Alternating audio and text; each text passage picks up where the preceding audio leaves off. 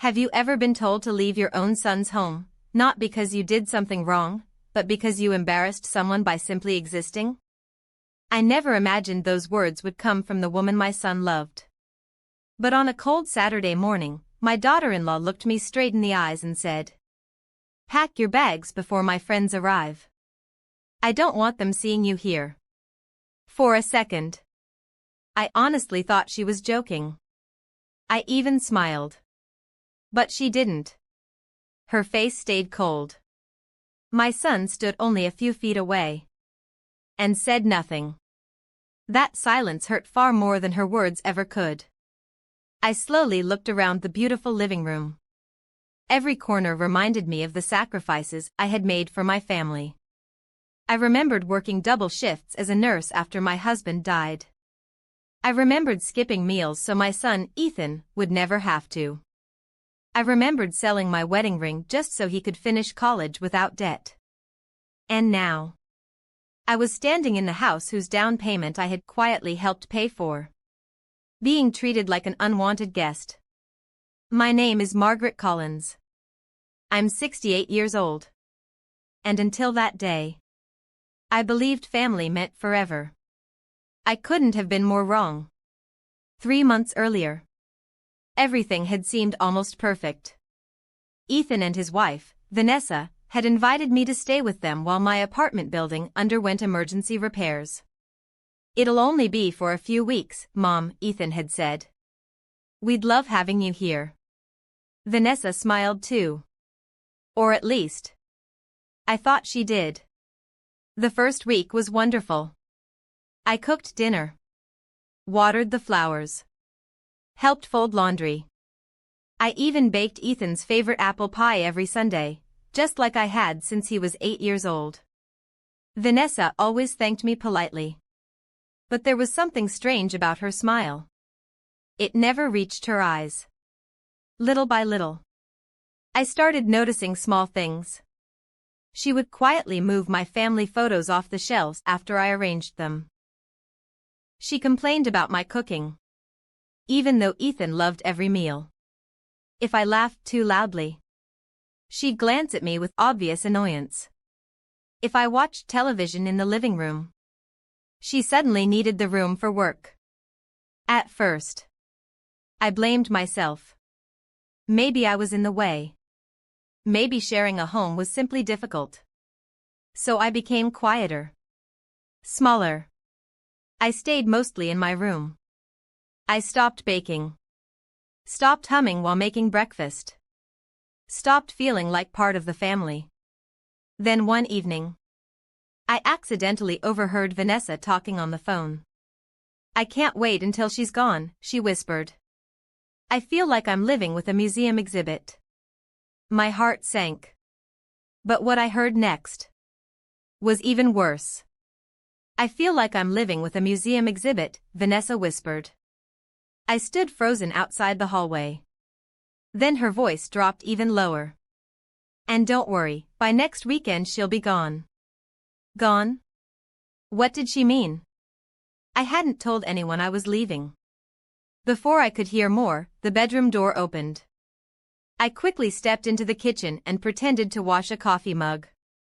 Vanessa walked out with a bright smile. "Margaret, would you like some tea?" The same woman who had just called me a museum exhibit was suddenly acting sweet. Something wasn't right. That night, I barely slept. The next morning, Ethan rushed off to work.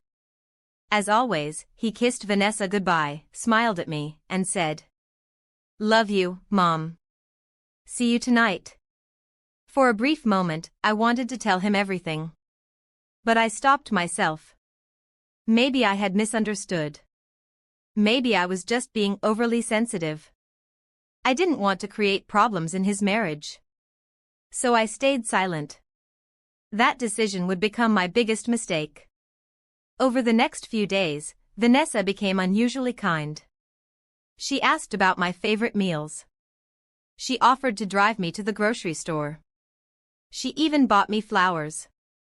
It felt unnatural. Almost rehearsed. Then, on Wednesday afternoon, I came home earlier than expected after picking up a prescription. As I walked past the dining room, I heard voices. Vanessa wasn't alone. 2 women sat with her around the table, laughing over coffee. I wasn't trying to eavesdrop. But then I heard my name. She still thinks this is temporary, one of the women laughed. Vanessa smirked. It won't be temporary after Saturday. The women burst into laughter. Another friend asked. So, where's she going? Vanessa shrugged. I honestly don't care. Maybe a motel. Maybe a shelter. The room exploded with laughter again. Every word hit me like a knife. I pressed my hand against the wall just to stay standing. A shelter? Was that really how she saw me? After everything I'd done for this family? I quietly slipped back outside before anyone noticed me. For nearly an hour, I sat alone in my car. Not crying. Just numb. I kept asking myself the same question.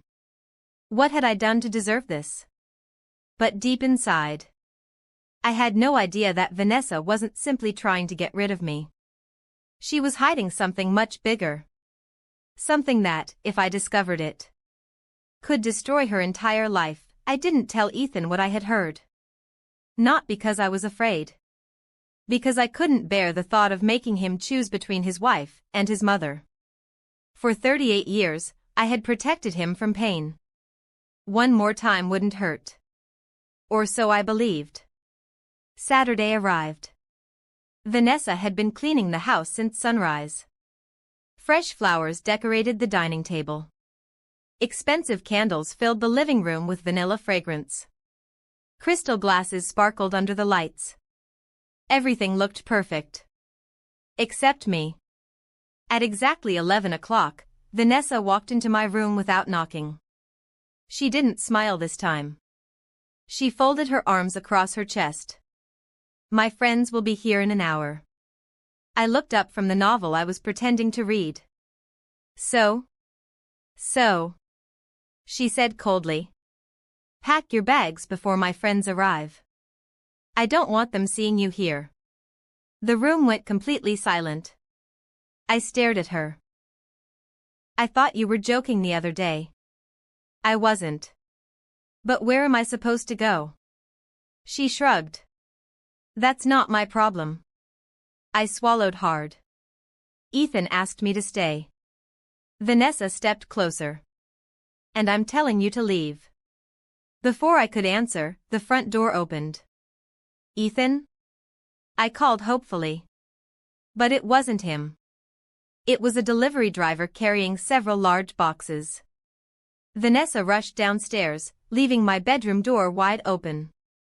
For the first time, I felt like a stranger in my own son's home. I slowly opened my closet and pulled out my old suitcase. The same suitcase my late husband and I had taken on our honeymoon 43 years earlier. My hands trembled as I folded my sweaters. Family photographs. Medicine. An old knitted blanket Ethan had loved as a child. Every item carried a memory. Every memory felt heavier than the last. Then, I noticed something strange. A thick brown envelope had slipped behind the dresser. It wasn't mine. Curious, I picked it up. Across the front were the words. Property transfer documents. My heart skipped a beat. Why would documents like these be hidden in my room? I opened the envelope. Inside were copies of bank statements, mortgage papers, and a document with my own signature. Except, I had never signed it. Someone had forged my name. At the bottom of the page, one sentence made my blood run cold. Ownership transfer authorization.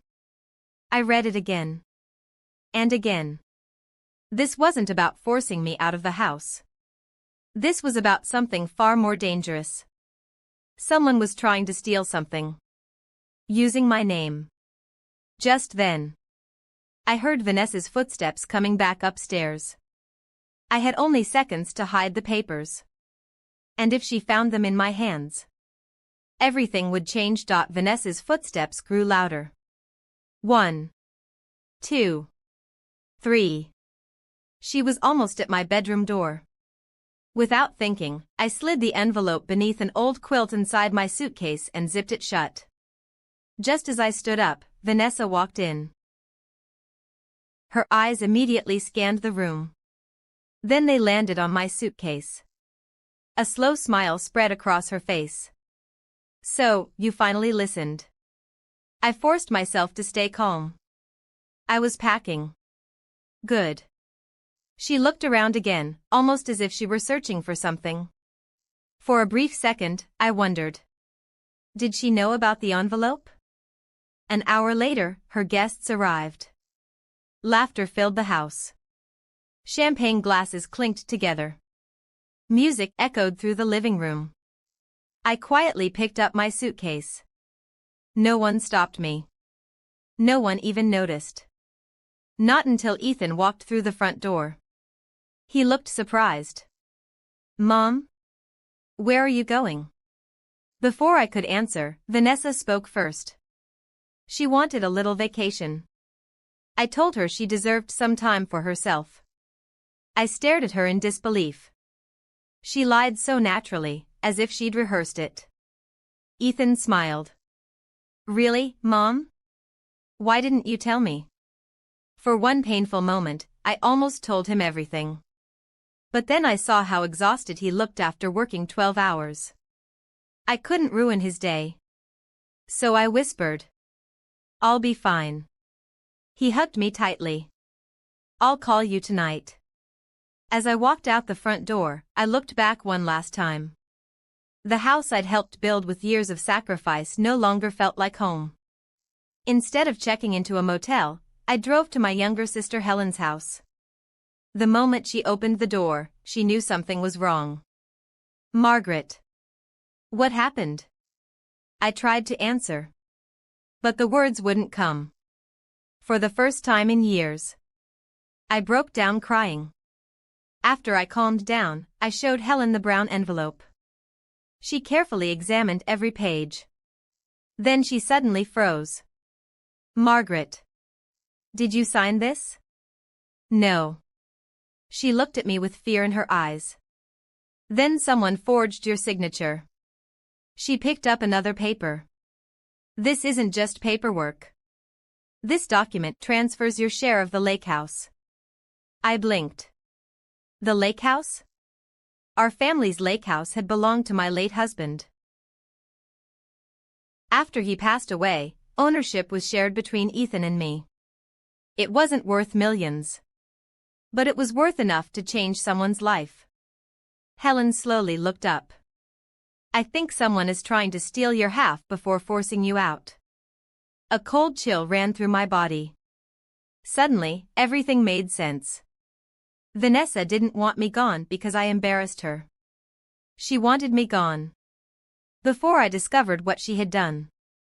But there was one question neither of us could answer. Was Ethan part of the plan, or was he being deceived too?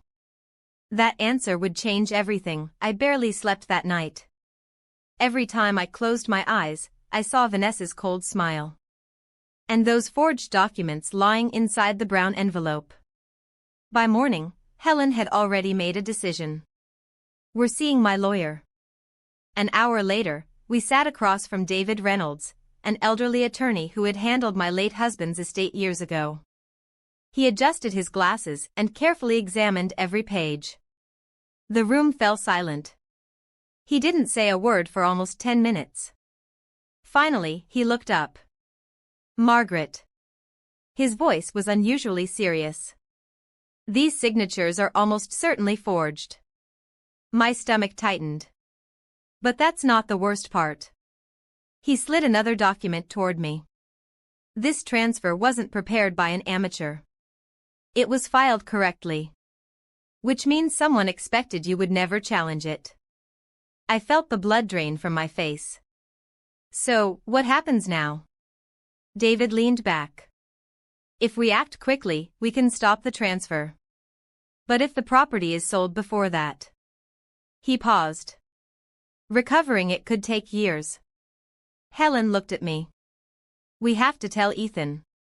I shook my head. What if he already knows? Neither of us wanted to say the words out loud. That afternoon, my phone rang. It was Ethan. I stared at the screen for several seconds before answering. Hi, Mom. His cheerful voice sounded completely normal. Where are you? I came home and your room is empty. Before I could answer, Vanessa's voice echoed faintly in the background. Ethan. Tell your mom we hope she's enjoying her vacation. Vacation. Even now she was keeping up the lie. I forced a smile he couldn't see. I'm staying with Helen for a few days. There was a long pause. You sound different. I'm just tired. He hesitated. Mom, did something happen? I almost told him. Almost. But before I could speak, Vanessa interrupted again. Honey, everyone's waiting. Ethan sighed. I'll call you tonight. The call ended. I stared at the phone in silence. Something about his voice bothered me. He didn't sound guilty. He sounded confused. The next morning, David called. I found something. My heart pounded. What is it? The forged papers weren't the first documents filed. There was another attempt, 6 months ago. What? It was rejected because one required signature was missing. I gripped the edge of the table. Whose signature? David looked directly at me. Your son's. For a moment, I couldn't breathe. If Ethan's signature had been missing, then maybe, just maybe, he had never agreed to any of this. But before I could feel relieved, David added one sentence that changed everything. Margaret. Yesterday morning, someone called my office pretending to be you.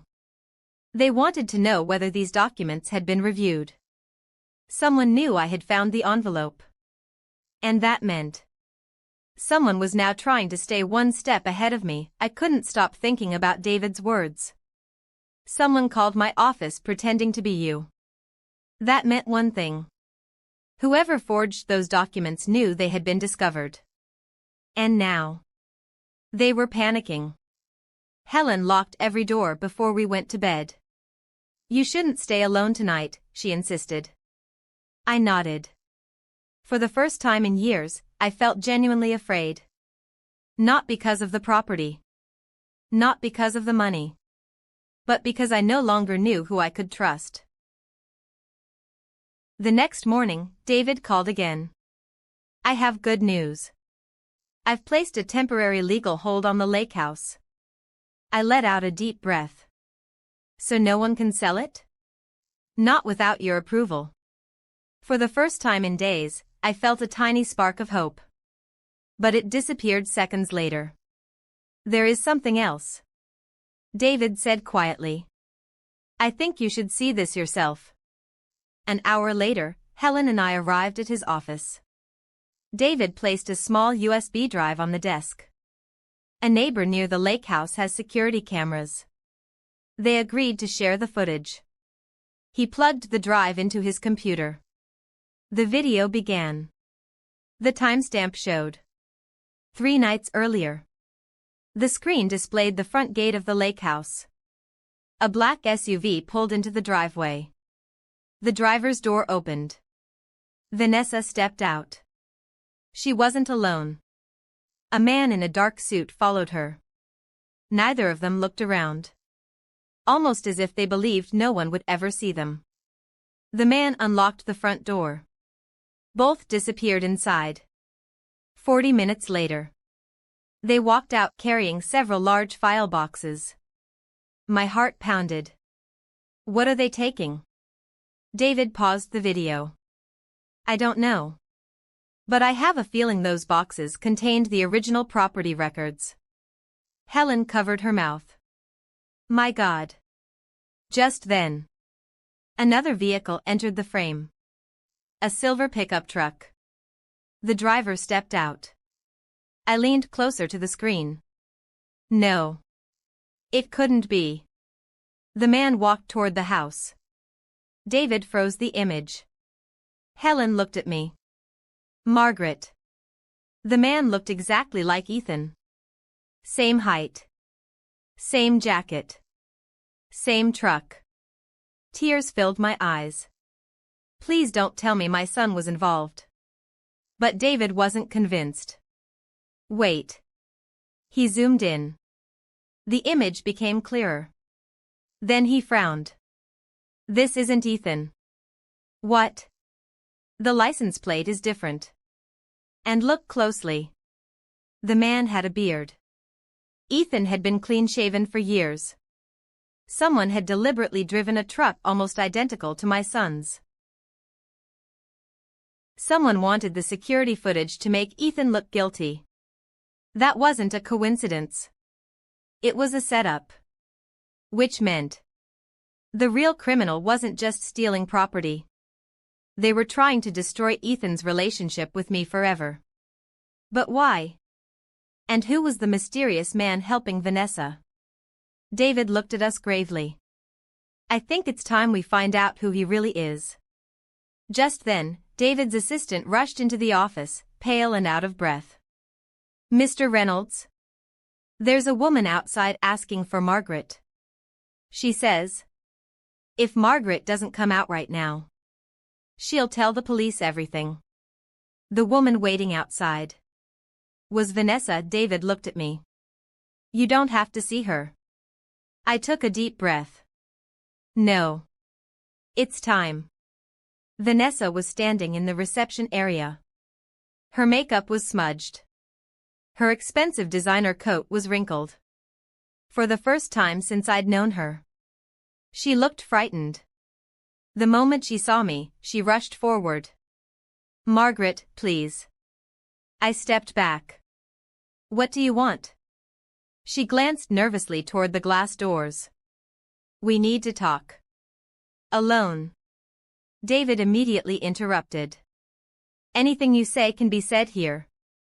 Vanessa swallowed hard. Then she whispered something none of us expected. I never wanted to throw you out. The room went silent. I stared at her. You looked me in the eyes and told me to pack my bags.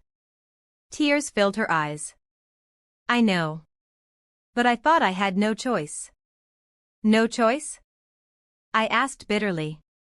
You humiliated me in my own son's house. She shook her head violently. You don't understand. Someone was threatening me. David leaned forward. Who? Vanessa hesitated. Her hands trembled. Finally she answered. My brother. My brother, Ryan, owes hundreds of thousands of dollars to dangerous people. He told me if I didn't help him get money, he'd ruin Ethan's career. I frowned. Why didn't you tell us? I was ashamed. She wiped away her tears. Ryan said the lake house was the easiest way. He already knew the property belonged to you and Ethan. He said all I had to do was get you out of the house, so you wouldn't notice the paperwork. David looked at her carefully. And the forged signature? Vanessa slowly nodded. I signed Margaret's name. The words echoed through the room. I felt my heart shatter. Not because of the property, but because someone I'd welcomed into my family had betrayed me so completely. Just then, David asked the question that had been haunting all of us. Did Ethan know? Vanessa immediately shook her head. No. I swear. He still believes you left because you wanted space. I lied to him every single day. Tears streamed down her face. I thought I could fix everything before he found out. Before anyone could speak again. Vanessa's phone rang. She looked at the screen. And her face turned completely white. It's Ryan. She declined the call. 1 second later, it rang again. Then again. Then a text message appeared. She opened it. The color drained from her face. "What is it?" I asked. Her voice was barely a whisper. "He knows I'm here." David frowned. How could he know? Vanessa looked toward the office window. "I don't know." Then suddenly, she gasped. She pointed toward the parking lot. There. We all turned. Across the street, a black SUV was parked with its engine running. Inside, a man wearing dark sunglasses was watching the building. Vanessa began shaking uncontrollably. "That's him. That's Ryan. And if he knows I confessed, he won't let any of us leave alive." Vanessa's hands were shaking so badly she nearly dropped her phone. Across the street, the black SUV remained parked. The man behind the wheel never looked away from the building. David quietly closed the office blinds. "No one leaves until we know what's happening." Just then, my phone rang. The screen read, "Ethan calling." My heart pounded. I answered. "Mom? Where are you?" His voice sounded different. Worried. Worried. Before I could respond, he said something that made my stomach drop. "Vanessa's gone, and I just found something in our bedroom." I glanced at Vanessa. She closed her eyes. "What did you find?" I asked. "A folder full of legal papers, with your name on them." My grip tightened around the phone. "And Mom, there are messages." "What messages?" "Between Vanessa and someone named Ryan." My heart sank. Ethan continued reading. "Get Margaret out before she notices the transfer." Another message appeared. "Once the papers are signed, the lake house is ours." Then another. "Don't tell Ethan anything. He'll ruin everything." The room fell silent. Vanessa covered her face and began crying. Ethan's voice cracked. "Mom. Tell me this isn't true." I closed my eyes. I wish I could. There was a long silence. Then Ethan whispered, "I'm coming to you." 20 minutes later, Ethan rushed into David's office. The moment he saw me, he hugged me so tightly I could barely breathe. "I'm so sorry, Mom. I should have listened. I should have noticed what was happening." For the first time in days, I cried in my son's arms. Not because I was hurt, but because I finally knew. I hadn't lost him. Ethan slowly turned toward Vanessa. His eyes were filled with heartbreak. "Why?" Vanessa couldn't even look at him. "I thought I could fix it before you found out." "You lied to me." She nodded. "You lied to my mother." Another nod. "You made her think I chose you over her." Vanessa collapsed into tears. "I'm sorry. I never stopped loving you. But I was terrified of Ryan." Ethan stood silently for several seconds. Then he quietly removed his wedding ring. He placed it on David's desk. "I can't protect someone who destroyed my family." Vanessa gasped. "No. Ethan, please." But before anyone could speak again, a deafening crash echoed through the building. Boom. The front glass doors shattered. Everyone screamed. David's assistant ran into the office. "He's inside." "Ryan's inside the building." Heavy footsteps echoed down the hallway. Someone was coming straight toward David's office. And then, the doorknob slowly began to turn. The doorknob slowly turned. No one moved. No one even breathed. Then, bang. The office door flew open. Ryan stormed inside with 2 men behind him. His eyes locked onto Vanessa. "You should have kept your mouth shut." Vanessa stepped behind Ethan, trembling. "Ryan, please." It's over. Ryan laughed. No, it's just beginning. David immediately stepped forward. Ryan, I've already contacted the police. Ryan smiled. Good. They'll arrive just in time to arrest the wrong people. He reached into his jacket. For one terrifying second, I thought he was pulling out a weapon. Instead, he threw a thick folder onto the desk. I came prepared. David opened it. Inside were copies of the forged documents. But something was different. Ryan had written a statement claiming that Vanessa alone had planned the entire fraud. He had signed it. Every page blamed her. Vanessa stared at the papers in disbelief. You promised we'd face this together. Ryan shrugged. I lied. You've become a liability. Ethan looked at Ryan with pure anger. You used my wife. Ryan smirked. No. She let herself be used. Vanessa burst into tears. I trusted you. Ryan leaned closer. And that's exactly why you lost. Just then, sirens echoed outside. Police cars surrounded the building. Ryan glanced toward the window. For the first time, his confidence faded. David smiled calmly. I never called the police after you arrived. I called them 20 minutes ago. Ryan realized he had walked straight into a trap. He spun toward the back exit. But Ethan stepped directly in front of him. You're not leaving. Ryan shoved Ethan hard.